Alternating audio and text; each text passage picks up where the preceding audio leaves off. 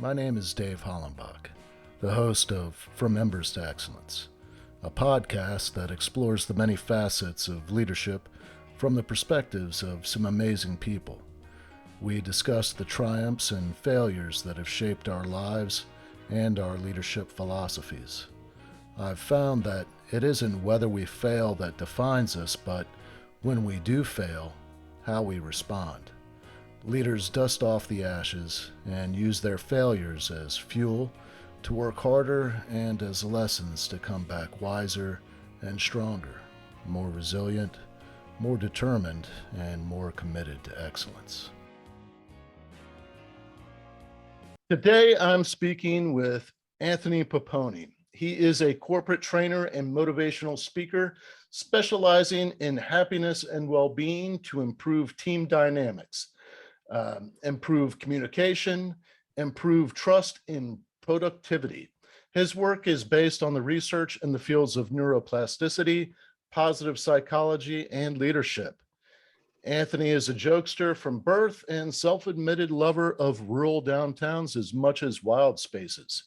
He specializes in putting joy back into our workplaces and in our communities through workshops and keynotes to support human flourishing and unlocking the potential of our teams. So we had a brief conversation before beginning the recording, and I've got a really good feeling about this conversation.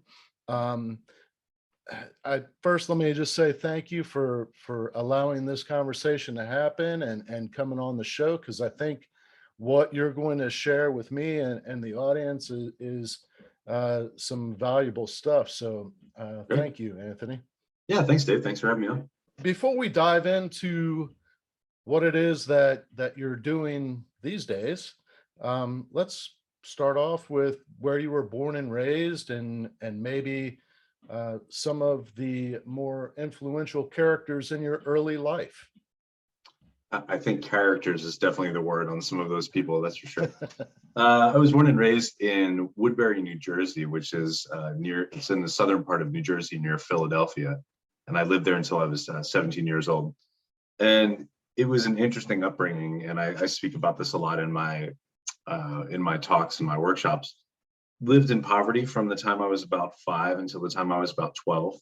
Had a pretty stable exterior circle around that, really good grandparents. My dad was in my life, but lived in poverty, and that was pretty powerful and pretty painful, and I would say that, well, you only know what you know, but I knew more than what my own life was. And so I think that we know also from the research out there that those early childhood experiences can have significant impacts on us, and we can do something about that. And you speak to PTSD with your podcast guests, I'm sure. But it's been something that's been really powerful for me to understand, to honor, and then also to unwind it, and to recognize what those patterns can look like, and then how to get out of my own way, based on fear, scarcity, all those things.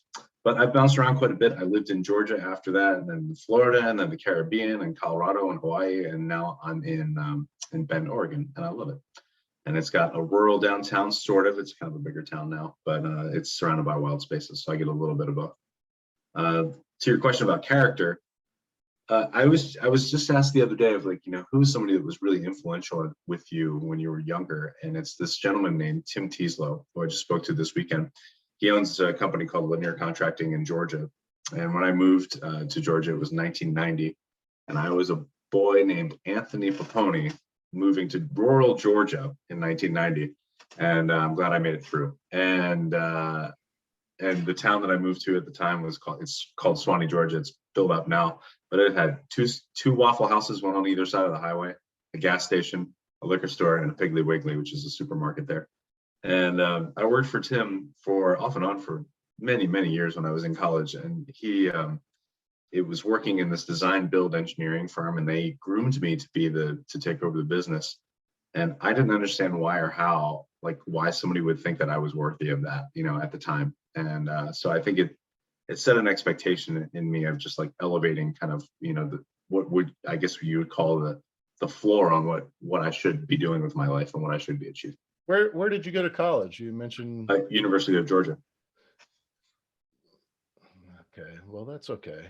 It's better than okay. We're national champions in football.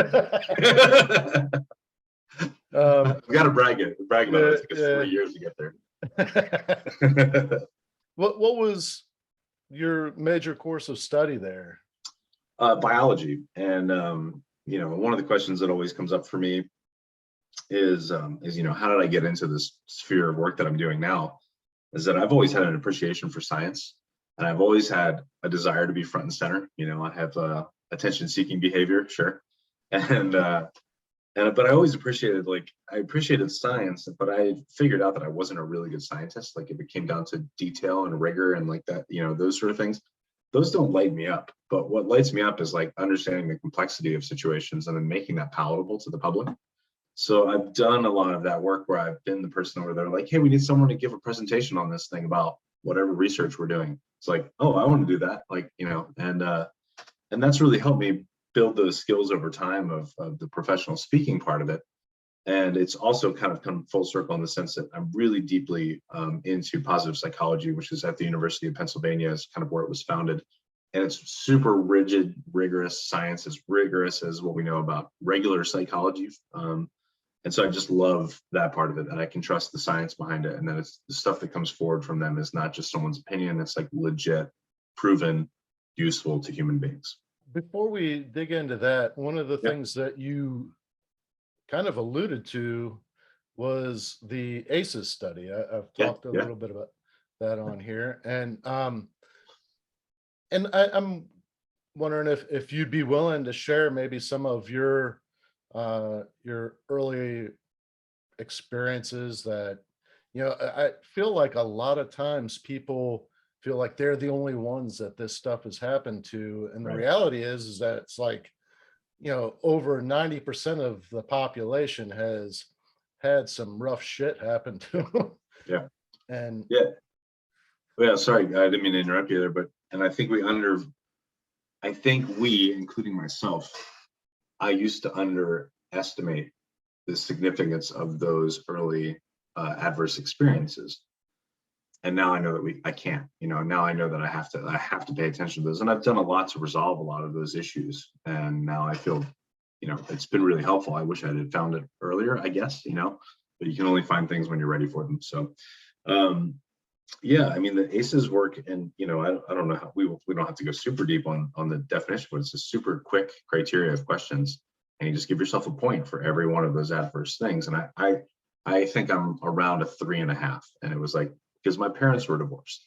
Well, a lot of us experience that, and we don't think of that as an adverse experience when it really is. I mean, it's really significant, And then there was some mental illness / drug abuse on one side of my family.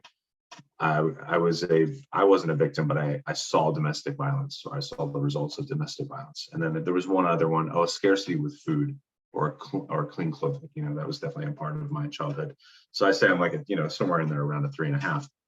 That's not a great number, like that's enough for the ACEs survey to say that you can have some significant mental and health consequences from that without resolving those. And so I feel lucky that that I had those buffering factors that they talk about that can mitigate those impacts.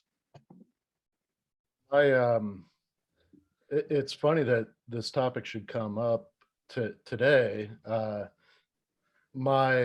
My fiance is a licensed clinical social worker.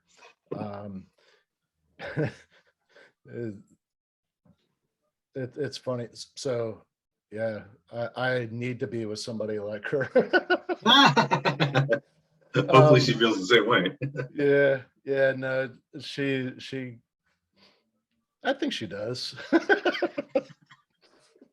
um I don't know that you should have her on as a guest, but I might outline some things that you're not ready for yet. Well, what was interesting is, she's constantly doing training, getting new certifications, and one of the segments of some training she was doing this past weekend was on the ACEs study, Adverse Childhood Experiences study, and she was like, "Have you ever done the survey?" And I'm like, "Yeah, but I don't know. I just kind of half-assed it because it just seemed a little rough to really dig too deep. Yeah. Like I was afraid I was going to check every box, so I just stopped. Mhm. Um, and went through it, and she scored me at a 7, and uh, I was like, all right, so what does that mean for my my lifespan and all that? Because it has some real implications. Oh And yeah. thankfully, and one of the things that she said is that I have been doing the work, and I really work hard at living a healthy lifestyle. So um, without being armed with that knowledge, and it being not necessarily framed in the ACE kind of framework, but through um, through work that I've done, having that realization that if I don't work really hard at addressing these issues, there's going to be so many more. Mhm. Um, and then what's interesting is that people that what I found is that a lot of people that go into service, that work really hard at helping other people, whatever the occupation, tend to have a higher ACE score. Um, Law enforcement, uh, fire rescue, EMS, medicine, nursing, that kind of thing. They tend to have those experiences. And um, it's those occupations that also put us in situations where we see a lot of bad stuff. Oh yeah. And having those adverse childhood experiences kind of, well, the research shows that it predisposes you to PTSD. Like you're at a higher risk for experiencing PTSD like symptoms than somebody that doesn't have a lot of or a higher score Mhm. on that ACE scale. So I I think it's like really cool to be having this conversation with you, especially just on the tail of that conversation I had with her. Um, because one of the things that you said before we started recording was your message is how to find happiness even through those dark times, realizing like after the fact that that's really what puts us where we're at now. Or when we find that good space in our life without those bad times, maybe we couldn't appreciate where we're at right now, or Yeah. we wouldn't have what we have right now. And I just wanted to kind of explore your personal experience, and really how you developed this message and mindset, because I know it didn't just happen overnight. Like you're pretty successful at what you do, and um, I don't know, pretty funny guy, and like I just I'm interested to really get some of the background on you, and really your current message. Well, I think you pulled on a couple of really interesting threads there, and I would love to understand like what's going on with people in service, and like what's going on there, and if they do have higher ACEs scores and all that. I think it creates an opportunity for more empathy, right? A situation of like showing up on a scene and somebody's in a bad situation that they might have caused themselves, and how your job there is not to look down upon them. Your job is there to help them and to serve them in that situation. Maybe easier to do when you have your own lived experience in that whole space of just being like, hey man, I've seen this happen before. I understand where this can come from, and I'm here to support you. And so that's interesting. um, there's something else there. I mean, when we talk about there's really about 5 significant parts to where we can find human happiness. Some of it is in the harder stuff, the stuff that you alluded to, and we can talk on that for sure. One of those things, I think, in the harder part is service. It's very much like other focused, and so I think that's a really big deal. And having a connection to something that's bigger than yourself, larger than yourself, and it can be spirituality for sure, but it can also just be like, I do this really hard work of service to other people because it is how it provides me a sense of belonging in the world and understanding that I'm here to lift other people up and, interrupt trauma, whatever those things would be. So I think that's really great. And, for me, like the evolution of all this it's been interesting. And it's also been, like, I would say, mildly frustrating is, I started with this. I'm just like, well, I'm a funny guy, right? And, it's maybe a little early in the morning for me to be super funny, but it started with happiness, and it started with laughter. And I was like, well, I want to understand laughter. I want to understand the power of comedy. And I started diving into neurochemistry and what happens in our brains during times of laughter. And then you can start unraveling all the different types of ways that we can trigger positive emotions other than laughter. And so our brain hits us with those all day long. It's motivating behaviors. Your brain is trying to motivate behaviors behind what's going to keep us alive and what's going to help us procreate.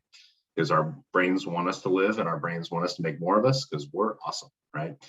And but then there's all this other stuff that I started to get, start figuring out, mastery and achievement and getting into flow state, all those things that don't necessarily just feel good, but they're opportunities for happiness that we can't ignore. So it's going through the really hard trainings, resolving a really hard issue, whatever those things are, that if we spend the time, and if is important, to look back on those moments, we can find happiness in those, just like looking back on lived experiences, positive ones, is nostalgic. We can relive those experiences and feel good about them, right? So that's maybe the frustrating part. I was like, oh man, it comes down to discipline, huh? All right, fine. I've got to be disciplined. I've got to keep pushing myself. Okay, great. Like, and I think once you embrace those things, then you're unlocking other areas where you're just like, no, I'm just going for fun all day long. And you're like, oh, cheeseburgers and margaritas and trips on vacations. That's fine. That will provide you with happiness. It's a little bit fleeting, right? Because we can't go on vacations all the time. And then we get used to that. Like, all we did was live on vacation. The excitement of that goes away. We adapt. Our brains adapt very significantly. So I think that's the other part of it, is like diving into those harder parts and really honoring the fact that there's an opportunity there and you shouldn't miss on that. You mentioned those 5 core elements. Can you list those and maybe explain each one of them? Yeah, this comes from positive psychology. So it's PERMA is how it's been put together by Dr. Martin Seligman, who's the founder of this back in the 90s. P is positive emotion. So understanding what triggers positive emotions, how to bring more of that into your life, and how to extend those moments of positive emotion, because emotions are meant to be fleeting. They're triggered by chemistry metabolizes, and then you go back to where you were. So, but we can figure out like what really lights us up. I love holding microphones. I like being front and center. How about doing that for a career? Having conversations like this, fun. This is work. All right, good. E is engagement. So that's flow state that was put forward by the now passed on Mihai Csikszentmihalyi, about like what happens. Michael Jordan described it as being in the zone, right? So those moments where like you're doing something really hard, but it's like the challenge meets your abilities, and he could just navigate things. Time slows down. It feels effortless. And that's one of those moments where only in retrospect does it necessarily feel like happiness, right? Because in the moment, it's kind of neutral. You're just like in that moment and just immersed in it, right? And we can all think about that. I see a good guitar behind you. That's one of those things you can pick it up to play for 5 minutes, and an hour later, you're like, oh, why are my fingers hurting? Like, oh, because I've been playing for an hour and I didn't realize it, and now I'm late for something. And then R in that PERMA model, PER, is relationships. In the science of positive psychology, probably the most significant thing you can invest your time in is having really good relationships, having really supportive relationships. And I would say also removing the toxic relationships in your life that can be unraveling for you. And toxic relationships can be anything. They can be a challenging person that you work with, a challenging person in your family, a challenging person in your community or your neighborhood. And you've got to fix those problems. Those toxic relationships can just unwind your brain in really powerful ways, because our brains really we're wired to be socially connected. We are not meant to function in isolation. Introverts would disagree with me. But we are really meant to be social creatures. We grew up and our brains evolved in those situations. M in that model is mastery, it's meaning. So meaning is that sense of belonging that we talked to, some connection to something bigger, service. And for me, it's like getting other focused. So I think the more we can, this embers to excellence concept, like I think when we get out of embers and into excellence, that's where we quit worrying about ourselves. So whatever that is that's undermining you and making you worried about you all the time, your brain wants you to worry about you, but there's a point where it just doesn't make sense anymore, and our brains don't know how to shut it off sometimes. But that's where we can become other focused and work on focus on other people. And then that last one in that PERMA model is it's achievement. It's just moving forward in life and doing good things. Our brains don't like us to be static. Our brains want us to try the next thing. Example, pick up your guitar, play the most basic thing that you've ever played in your life, you following along using an app or whatever.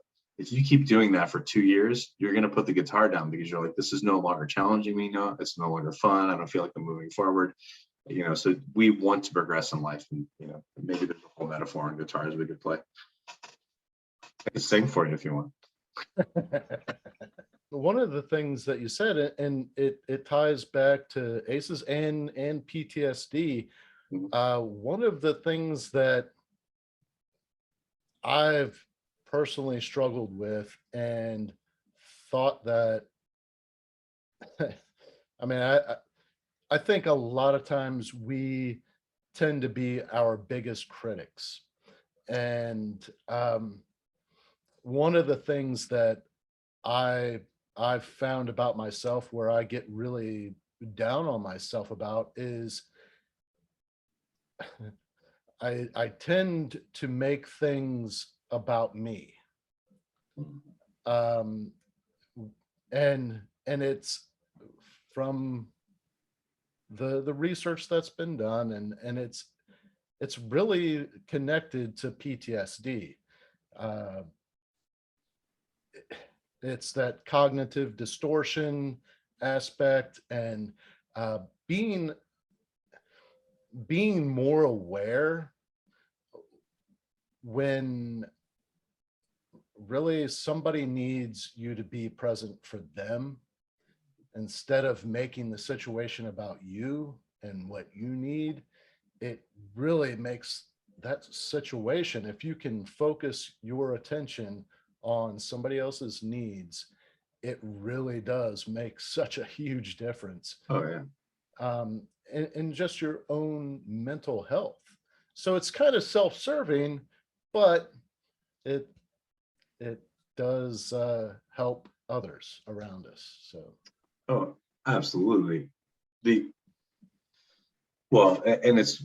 two things there that bubble up for me. One is that it's sometimes really hard to just listen without wanting to offer advice.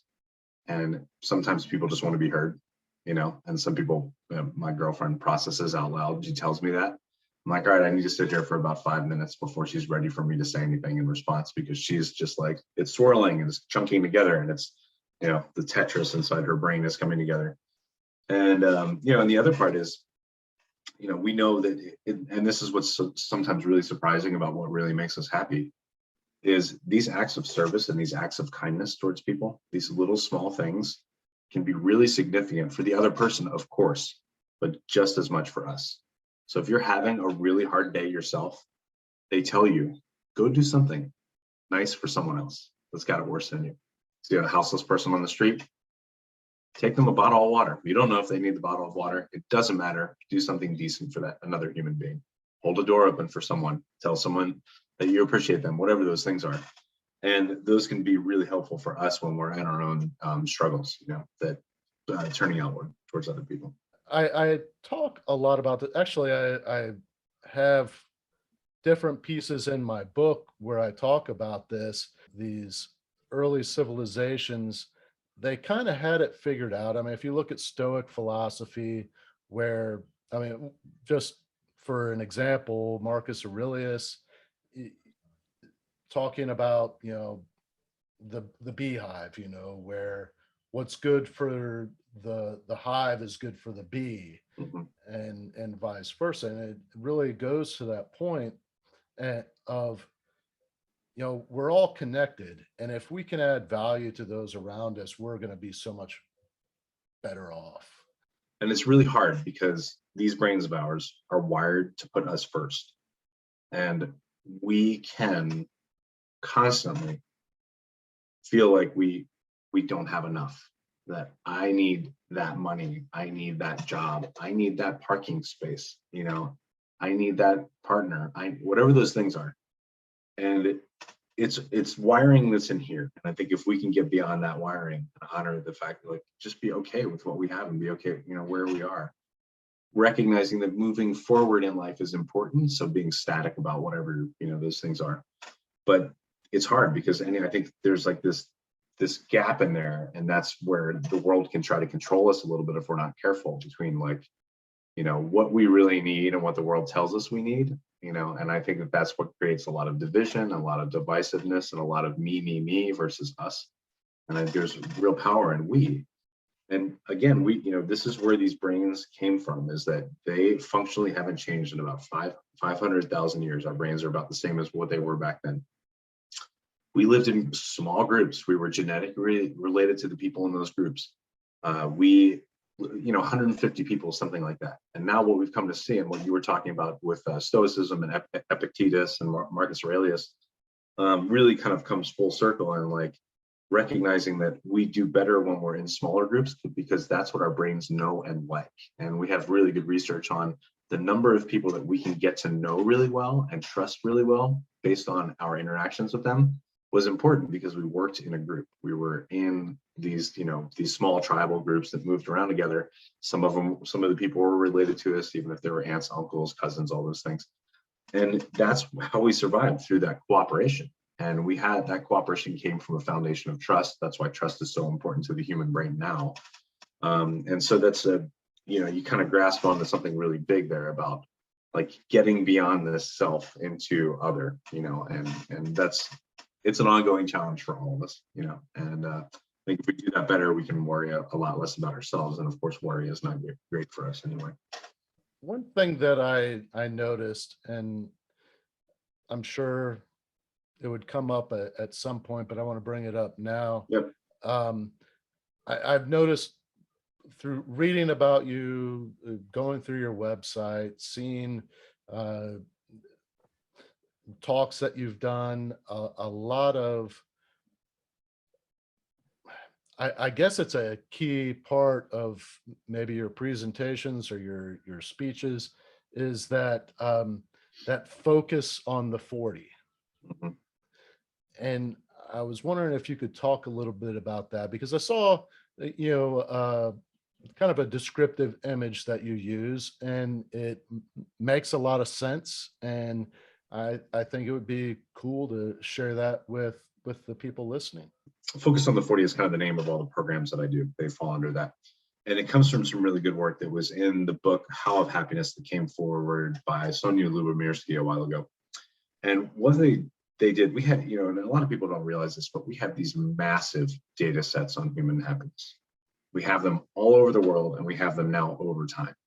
And so they, every year they put out the world's happiest city, the world's happiest country, and they can tease out, and this is the cool work of Dan Buettner from Blue Zones, of like where the happiest places are in the world, and then why are those places so happy?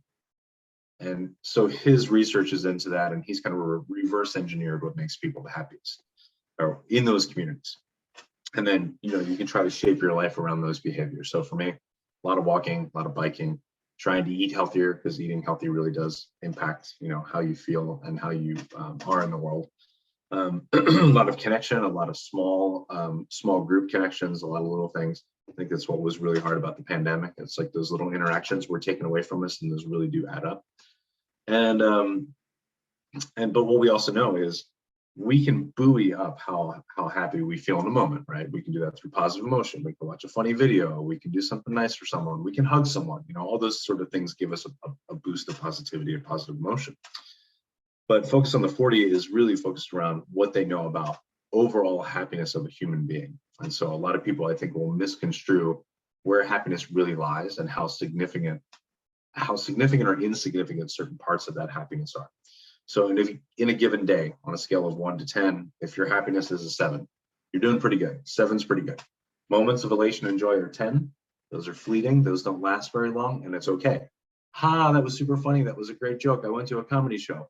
20 minutes after that comedy show, you come back to where you were. You went from a 10 to a 7. It's good. How we wind up at that 7 is what's really where the magic is, right? And so what we know is about 50% of where that number of 7 is, or where that number starts out for us. We can shift it over time up to a 7, or we can shift it down. But that's genetic. So that comes from mom and dad, and that's got a lot of genetic linkage to it, about 50%. The other 10% or the other 50% is where we can play. What we would misunderstand and maybe add too much value to is that 10% of our happiness is caused by life circumstance. So those big data sets show that really only 10% of our happiness is affected by any of the following added together. Are you male or female? What's your gender? What's your religion? What's your ethnicity? Where do you live in the world? How much money do you make? Are you married? All of those things together, we would think, well, I'll just be happy when I'm rich. No, you won't. And there's plenty of studies to show you'll be happier for a little while when you take the stress away of money in your life. But then you go back to where you were. And that happens, over a series of a few months. Excuse me. So we adapt to those situations. So long story short, the reason it's called Focus on the 40 is that 50% is genetic, 10% is life circumstance. Those affect our happiness and put us where we are. And then the rest of it is intentional actions that we can take every day. That's the 40% we control. That's where you should put your focus. And so thinking, I'll be happier when I get the next TV. I'll be happier when I get the next job. I'll be happier when I get married. I'll be happy when I get divorced. I'll be happy when I have kids. I'll be happy when my kids move out of my house. Any of those things, we can put our energy towards focusing on the wrong sorts of things. And so I try to redirect people towards stuff that will really make them happy. Silly, those little acts of kindness that seem so silly and insignificant are actually really significant. Pushing through the hard stuff, significant. Serving other people, significant. All those things. So that's where it comes from. I believe you put together some tools to help people focus on that 40%, right? Yep, absolutely. Yeah, there's a workbook on there. It's called The Head to Toe Happiness, and it focuses on a lot of pieces. When we think about what makes us happy in life, there's a lot of big parts to it, and you can look at what's your social situation, and there's a simple rubric on there called the Pillars of a Happy Life, and it just looks at life in eight different facets. How's your love life? Is that good or bad? How's your community? Do you love where you live? You should really love where you live. Is your community an expression of your values? Do you have good family and social network? Do you have a fulfilling career? Are you healthy and fit so that you can do the things in life you want to do and your health doesn't hold you back? And when I talk about happiness and movement, all those things, I don't think everybody should be running marathons. That's not what I talk about with movement that will stimulate happiness in your life. I'm talking about can you get up out of a chair okay? For a lot of people, that's a huge challenge because they have underlying issues. But can you get outside? Can you move? Can you, do the things that you want to do? And Dan Buettner's work talks about, natural movement and that the body is meant to move a lot. So we should both get up and move after this podcast ends. And it's little things because our bodies were built we were tending a garden. We were managing our flock. We were walking from A to B. Now we get in cars and we sit in chairs and we sit in front of TVs, and it's just not great for our body, for our health. But anyway, the whole point there is to kind of figure out where you are, what's really good in your life, and you should try to maintain those things really, well. So if you have a really good loving relationship in your life with a partner, awesome. Loving relationship with your mom or your dad, fantastic. Loving relationship with your child, fantastic. A best friend, pay attention to all those things. Again, that fits into that relationship part. It's really, really, really important. And if you have something else that's lower, why is it low? All right, well, do I have fun in my life? Do I have something that after work is done, not that work should be the focus of our day, but do I have fun with what I'm doing? So for me, I perform improv, I play hockey, I ride my bike, I fly fish, I rest. I look forward to all those things. I look forward to being able to do those things. And, the part of that overall assessment is also to say, okay, what's high, what's low, and what can I do about those things? So if your community is really low, it's not a place that you want to live, it doesn't provide you with happiness, you have an idea of why you would be happier in another place, you put some work towards that, that's a hard one. You're in a house, you'd have to sell the house. If you have a job, you'd have to figure out a new job, all those pieces. Versus, I should have more friends in my life. All right, well, that'll take time. It doesn't cost you a whole lot of money either, so invest in those things. That's that. What do you believe, and I'm sure that you have a belief on this, and it's probably formed through experience and personal knowledge through the research that you've done, but what do you believe is the most important factor for us to focus on if we want to improve our level of happiness? Well, I feel like I'm beating the same drum over and over again. I think it's relationships, and again, my name is Anthony Poponi. There's Italian roots there. I told you good relationships are important. I told you getting rid of toxic relationships is important.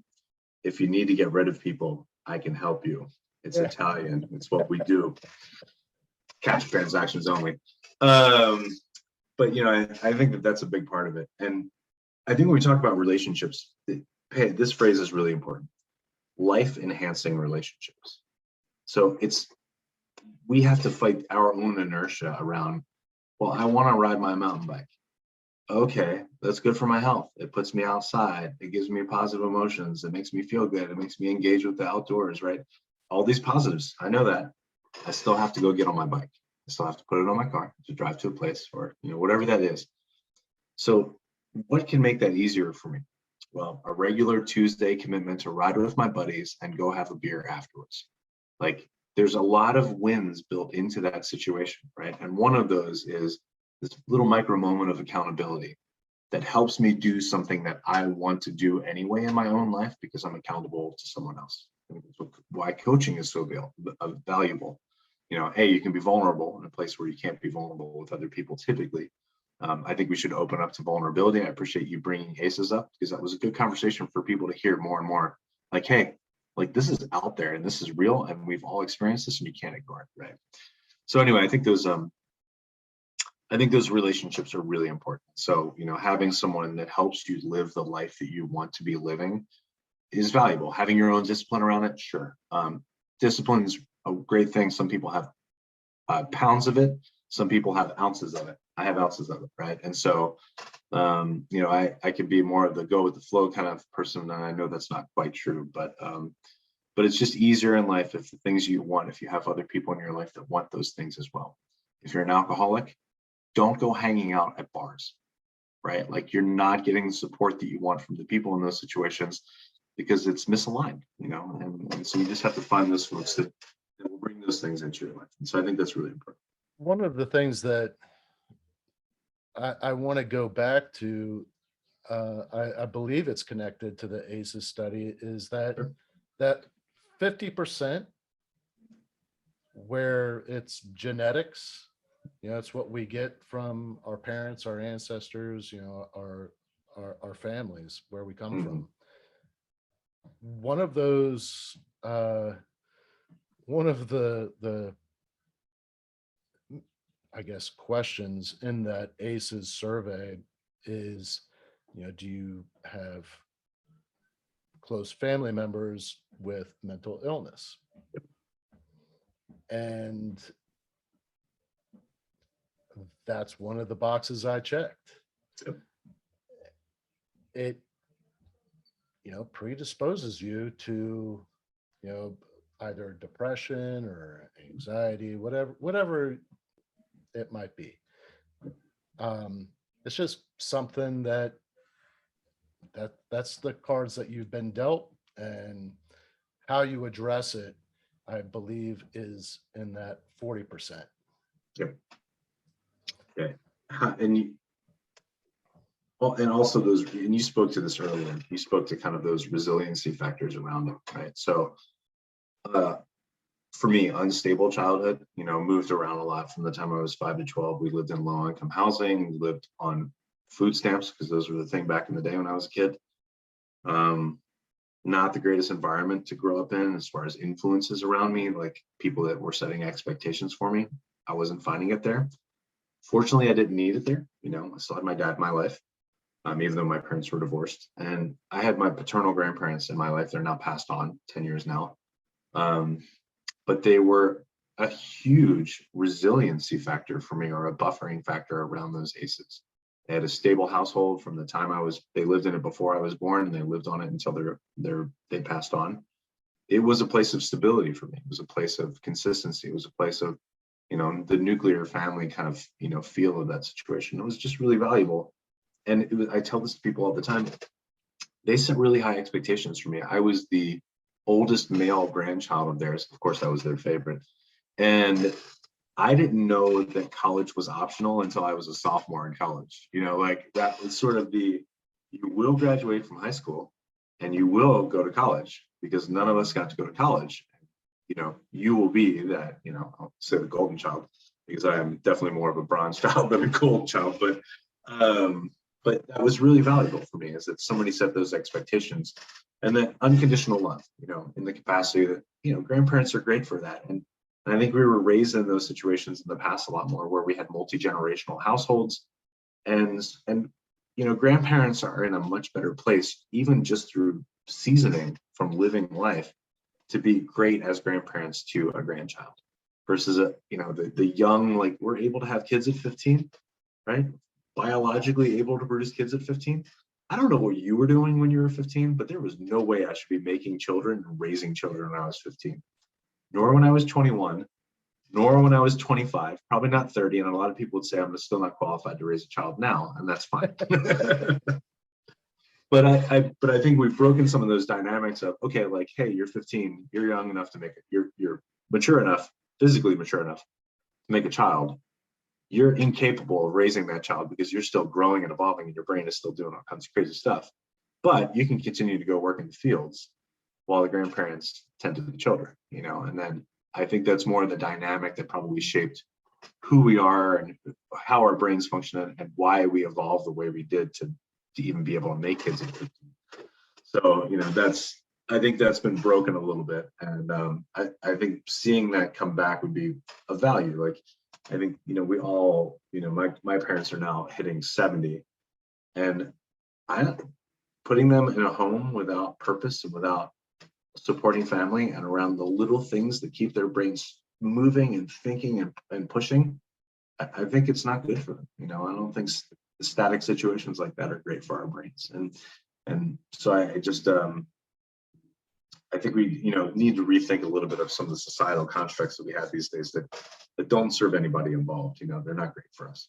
Through your research and experience and what you talk about and teach, what is stress?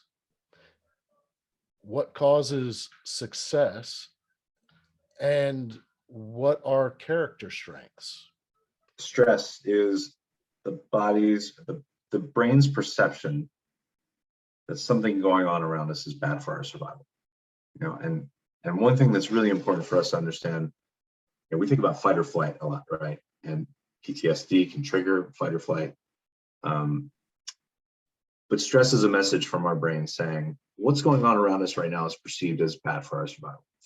Our brain weighs equitably physical threat, person approaching me with a knife or a spear, right? That can kill me. That's bad for my survival. Social threats.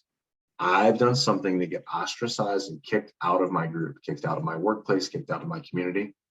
Again, remember, cave person up here says, if I get kicked out of my group and I have to survive on my own in the wild, I won't make it. We only survive through working together. And so I think our brain, the challenge there is the perception piece. So the world today compared to the world back then, they're drastically different, right? And so our brain can perceive things as being really bad for us, as bad for our survival, and it's not important sometimes. And so I would say that stress is It's information and not a directive. So if you can pay attention to stress in the moment and say, why am I feeling stressed? Oh, because I messed up at work. And then here's the pattern that goes, right? If you let this go too long. Oh, I messed up at work. I didn't get the thing done on time. I'm no longer going to be considered a good employee. And when they lay people off, they're going to choose me first. And when I get laid off, I'm not going to get a job. And then I'm not going to get another job because I got laid off in a bad work environment. Then I'm going to lose my house. My wife's going to leave me. The dog's going to leave. And then I'm going to have to write a country song, and then, so that's like how our brain can we call it catastrophize in those situations. Now, there's really good research out there by Kelly McGonigal who says, if you think stress is bad for you, stress is bad for you. If you think stress is good for you, stress is good for you. And so if we can see stress as a motivator, we can untangle the message and then see stress as a motivator for taking action around something. It's good. Now, the other part of stress is, let's call stress connected to negative emotion, right? So if there's a hot stove in front of you and you put your hand on the hot stove, how long are you going to leave your hand there, right? Ideally, not very long, because it's bad for you. And I think that's also a part of that there is like in the moment, when we feel these negative emotions, as quickly as we take our hand away from a hot stove, we say, I understand the message. Thank you. I got this. Then you make the right decision, right? Whatever that is, versus letting stress be that thing that just like winds us up, And the big part of stress there too is, and this wasn't in the what is stress, and I'll stop here, but is what happens when we're stressed. That's that fight or flight piece. And I this part of our brain up here, the prefrontal cortex, is like where all the magic happens. This is the executive function. This is all the processing. This is all the data comes in, and we can make sense of the world. That can be turned on, or you can turn on the limbic system. This is our fight or flight. It's the oldest part of our brain. It's meant to keep us alive, and I call this the mullet brain. And this is the old part of our brain here. And don't let the mullet drive what you do, right? And so if you can turn one of these on if you can only turn one of these on at a time, this one is valuable at times, right? The bus coming at you is honking the horn. Fight or flight says, jump, get out of the way. That's a good thing. But if this is turned on by stress, and you're living in a world full of stress, and you let stress turn this on all the time, then you're self-focused, this turns off, and you're not doing the best that you can do. You're not using the best part of your brain. So that's stress. I'll stop there because there's 2 more questions, Dave. You ask good questions. I like it. Well, while we're on stress, I like the fact that you call it the mullet, because like the Billy Ray Cyrus effect. Well, I grew up in New Jersey, and my influences when my young life was hair bands and acid wash jeans and mullets, and so Billy Ray Cyrus for sure had his own niche in country. So the limbic system, and it's that key component that can help people with PTSD understand what's happening to them. And there's that third component. It's fight, or freeze.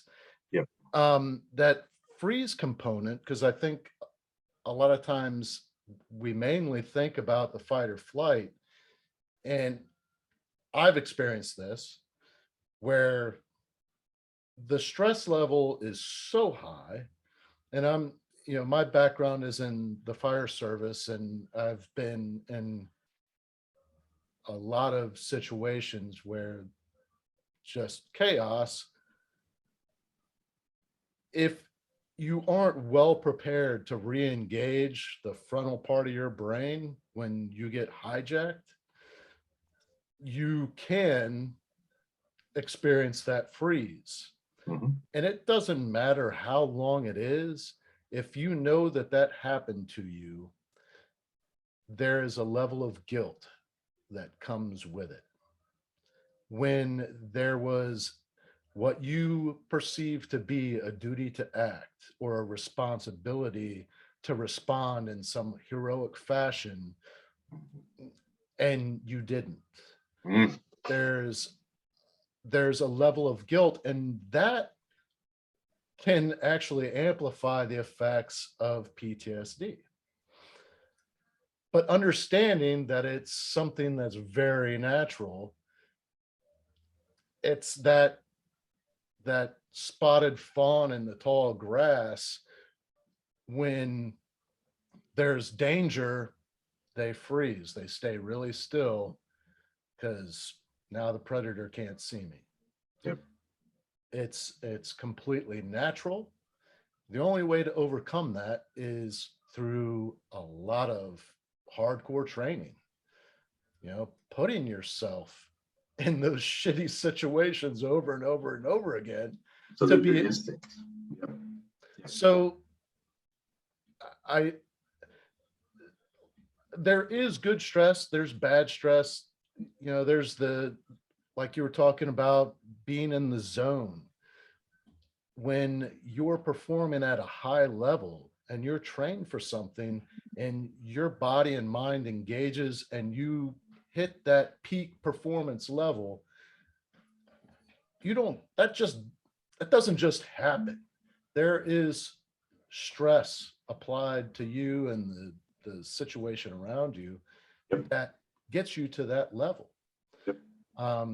But then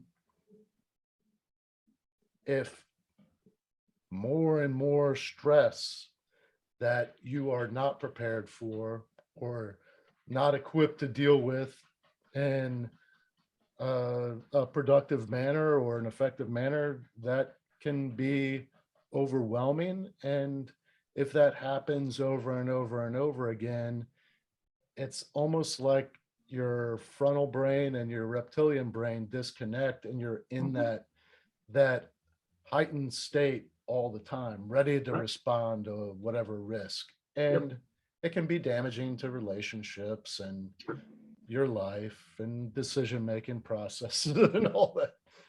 I don't know. I felt compelled that maybe somebody listening that has experienced that freeze component maybe can feel better about themselves and know that it's natural.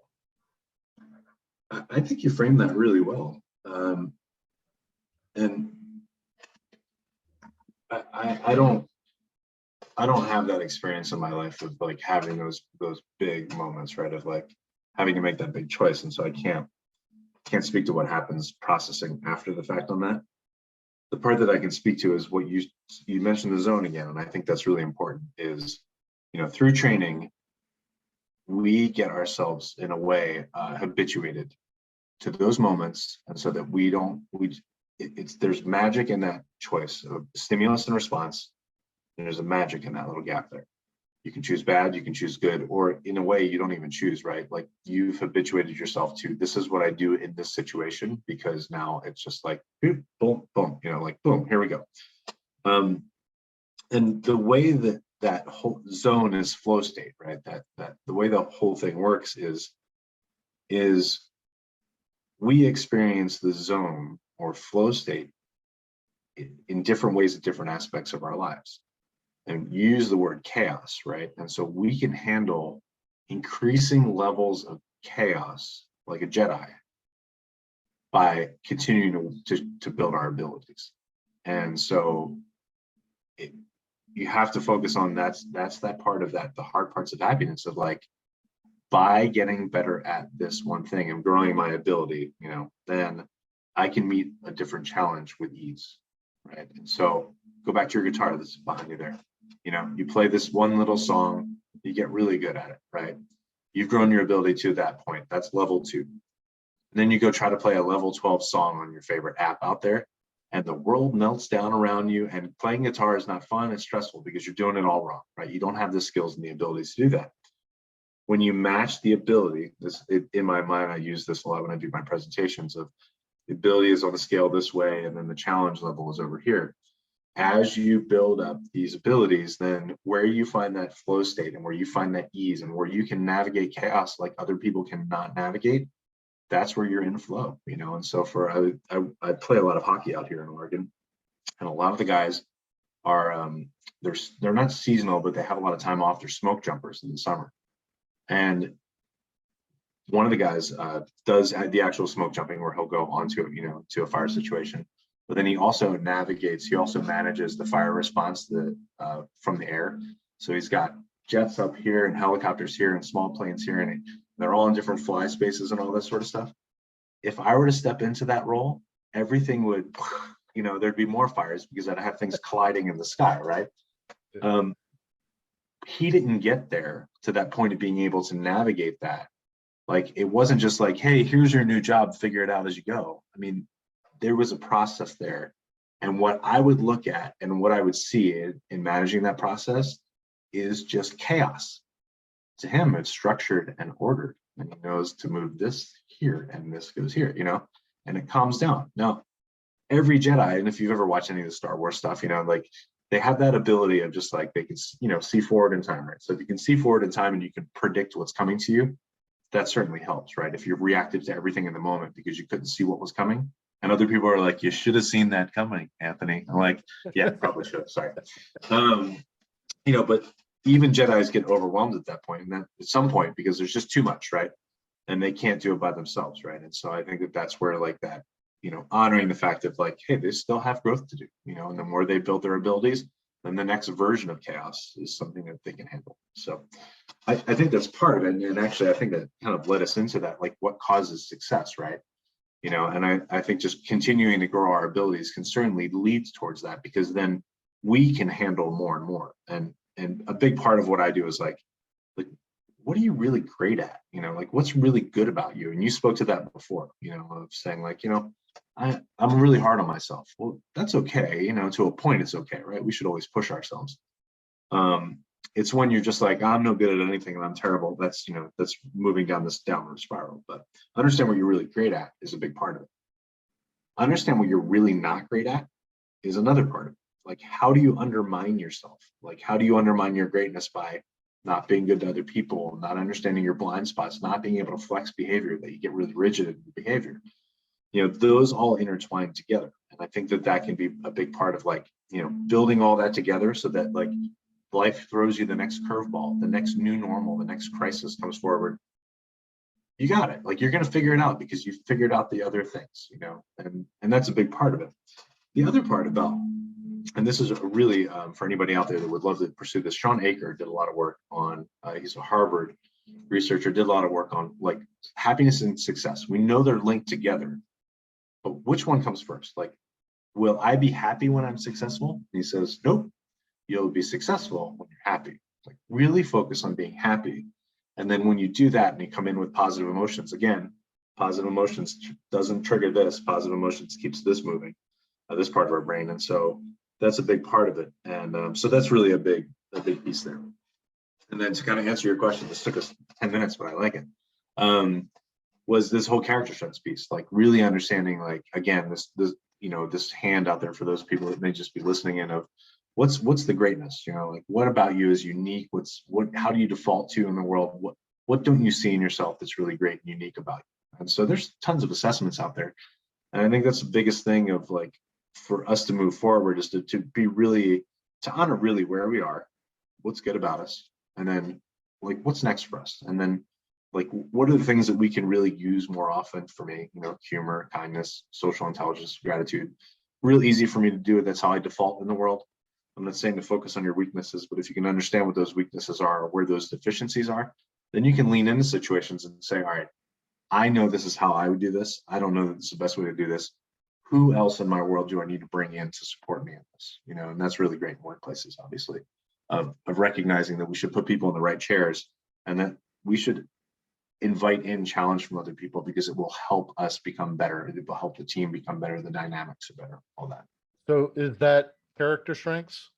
Yeah, that's in part character strengths. And so there's been a lot of work done on like understanding what those character strengths are. There are 24 of them. They came from, and I love that you like spoke to Marcus Aurelius and Eastern philosophy.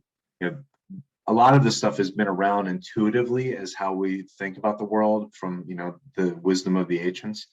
And now we've been able to kind of use modern day science to say, oh yeah, they were right about a lot of this stuff, here's why they were right, And so character strengths has been developed by, was developed by several positive psychologists, and their names are escaping me right now, but they break them down and said there's 24 of them, and you can do the assessment.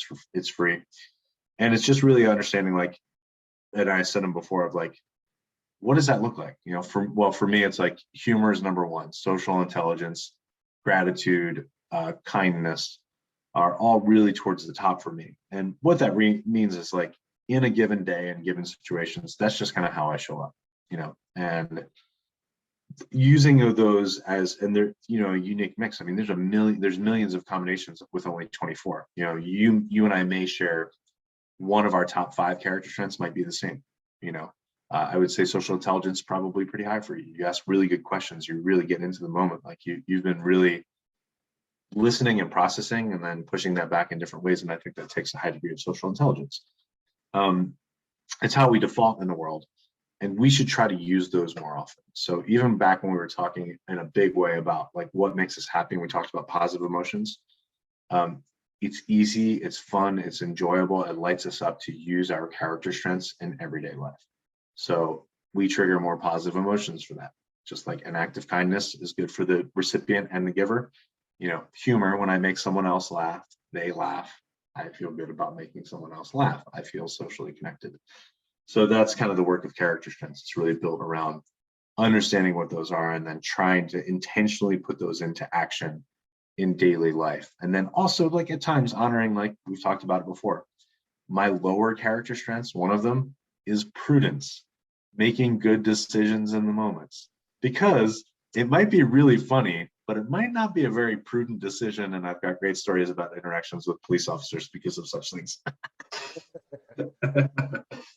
Initially, you said you didn't know if you could tie those together, but I think you did. I think the stress component is a component of success, how you deal with stress, and then those character strengths, which ones you've developed over time, and how you apply those in your life can definitely lead to success. I think you're the one that tied them all together. I just spoke for a long time.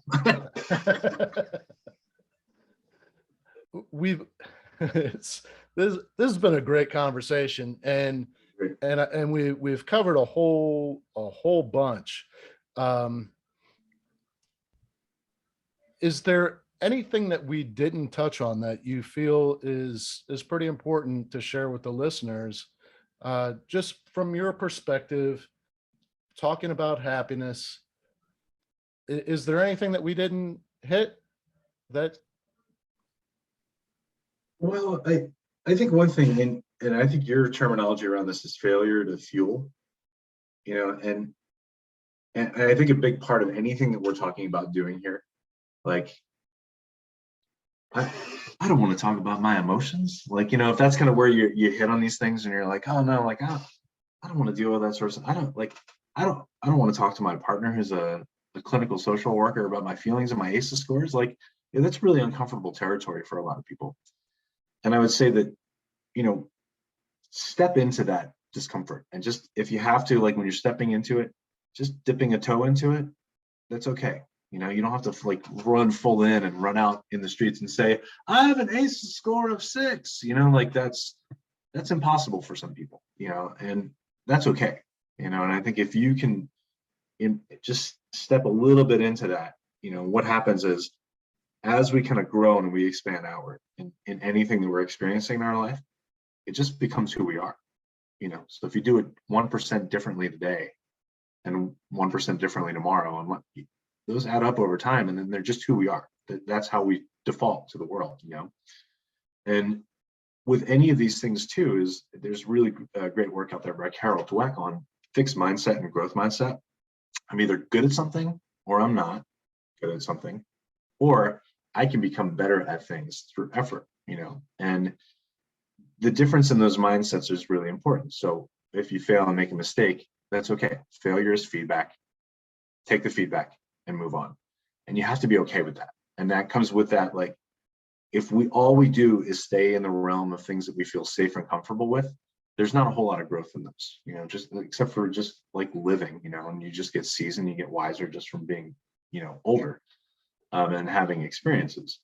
So I'd say people just need to be okay with failure and be okay with it not feeling comfortable, and being okay with, just the awkwardness that can come from those moments of like telling someone you love them, telling someone at work they did a good job, like whatever those things are, and just give yourself grace to fail a little bit, in those situations. And over time, it'll just become natural for you and just who you are.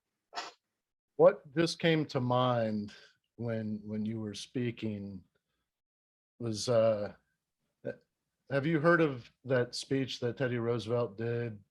I want to say it was in Paris, might have been, it was somewhere in France. Um, it, and it's just a section of his speech that he gave that is referred to as the man in the arena. Oh yeah, but keep going. So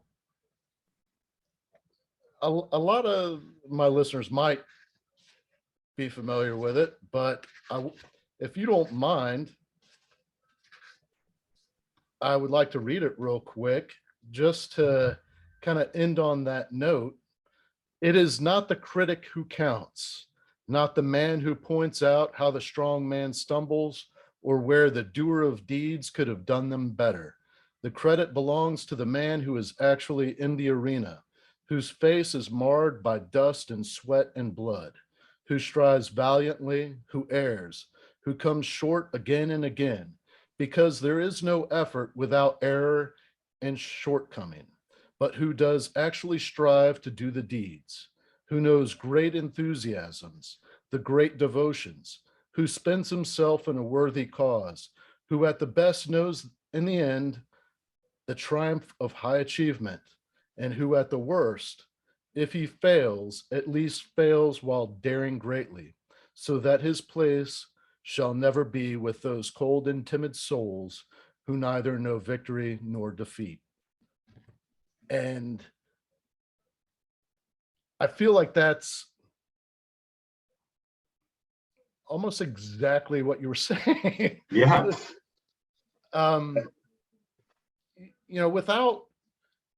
Without trying, without putting ourselves out there, without feeling that discomfort, we never know what we're capable of. And maybe that capacity for enduring pain is one of those things that we're capable of, you know? You never know what you can go through until you've gone through it. Yep. Teddy said it probably better than you and I have said it. He might have had a speechwriter too.